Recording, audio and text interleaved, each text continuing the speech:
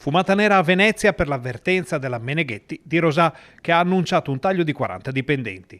I lavoratori dell'azienda di elettrodomestici hanno dato vita a uno sciopero di 8 ore, manifestando davanti alla sede della regione nella quale si è tenuto un primo incontro fra il privato, gli uffici regionali e i sindacati. Una situazione davvero tragica perché ribadiamo quello che abbiamo detto al tavolo pochi minuti fa, l'azienda arrivata a questo punto sta cercando di fare cassa, perché noi la riteniamo così, sta cercando di fare cassa alle spalle dei lavoratori e delle lavoratrici, perché ad oggi i bilanci presentati fino al 2023 non specificano, non chiariscono perché ci sia questa urgenza di licenziare 40 lavoratori. I lavoratori si dicono disposti ad accettare proposte e ad accedere anche alla cassa integrazione, come pure a buonuscite, ma pare che sul tavolo non ci sia niente di tutto questo. Inoltre i dipendenti rivelano che ci sono state assunzioni e che ci sono fra i reparti anche lavoratori esterni e sottolineano lo stato di salute dell'azienda.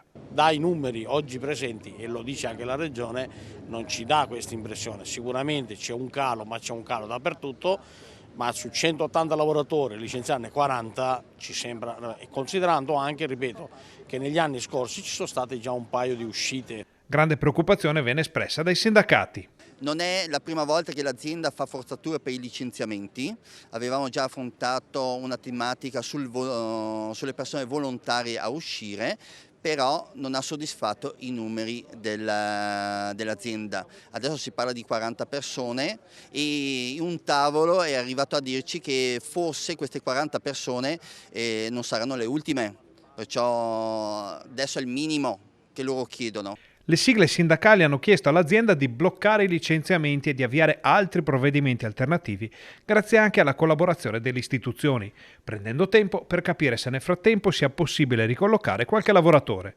Il punto di caduta sarebbe da fissare alla fine del 2025 o nell'anno successivo, ma sulla vicenda sembra essersi creato uno stallo che preoccupa molto i dipendenti.